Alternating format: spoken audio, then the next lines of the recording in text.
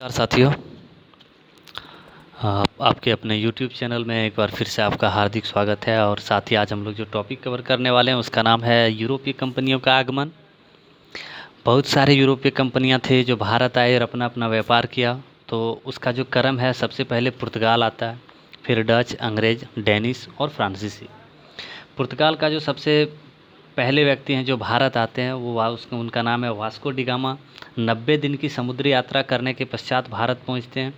और ये पहुंचते कब हैं? 17 मई 1498 को। और भारत पहुंचने में जो इनके सहायक होते हैं, जो सहायता करते हैं, वो गुजरात के एक होते हैं, उनका नाम होता है अब्दुल मुनीम। यानी अब्दुल मुनीम की सहायता से 17 मई 1498 को भारत पहुंचते हैं। भारत में कहाँ पे? कालीकट नामक स्थान पे पहुंचते हैं। कालीकट पहुंचने के बाद वहाँ के जो शासक होते हैं कालीकट के, उनका नाम जैमुरीन होता है। और जैमुरीन क्या करते हैं? वास्को डी गामा का स्वागत करते हैं। और यहाँ पर वो व्यापारी के उद्देश्य से आते हैं, व्यापार करते हैं काली मिर्च का। और जब पहली बार वो काली मिर्च का व्यापार करते हैं तो 60 गुना मुनाफा कमाते हैं। 1498 में भारत आते हैं और 1500 में क्या होता है, फिर पुर्तगाल चले जाते हैं और 1502 में पुनः भारत आते हैं।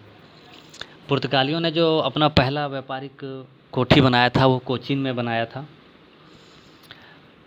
1503 में क्या होता है कि फ्रांसिस्को दी अल्मेडा गवर्नर बनकर भारत आता है पुर्तगाल का। ये बहुत ही ज़्यादा इम्पोर्टेंट वाले 1503 में कौन आता है? फ्रांसिस्को दी अल्मेडा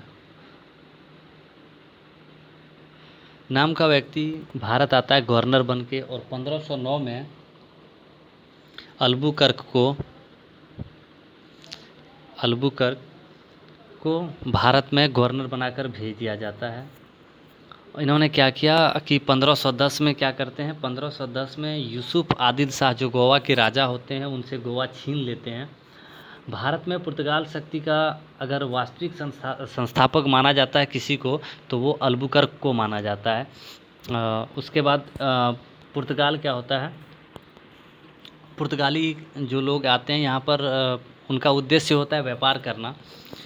और अब क्या होता है कि पुर्तगाल के जो लोग भारत आते हैं वो यहाँ से जाना नहीं चाहते हैं। तो इस से बचने के लिए वो क्या करते हैं कि यहाँ पर बसने के लिए आते हैं। तो अब क्या करते हैं कि यहाँ की जो महिलाएं होती है उनसे विवाह कर लेते